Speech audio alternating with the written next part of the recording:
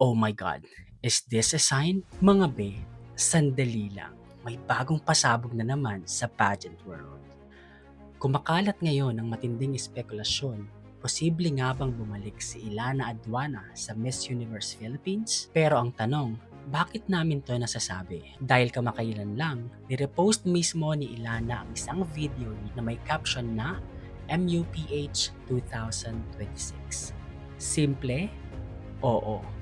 Pero do you think this is random? Mukhang hindi mga be. At dahil dito sa isang iglap, nag-ingay ang buong pageant community. Fans are on high alert.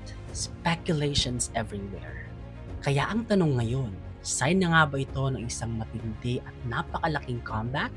O isa lang itong paalala na hindi pa tapos ang kwento niya? Let's be honest, and can we all agree na kapag si Ilana ang pinag-uusapan, may dalang grace, talino at may universe level stage presence nga talaga. Kaya kung babalik siya sa MUPH stage, handa nga ba ang lahat? Ikaw be, ano sa tingin mo? Comeback loading nga ba ito o tease lamang para sa mga fans? Leave your comments and opinions below, tara pag-usapan natin. But thank you so much for watching this video. Please follow me for more. Bye!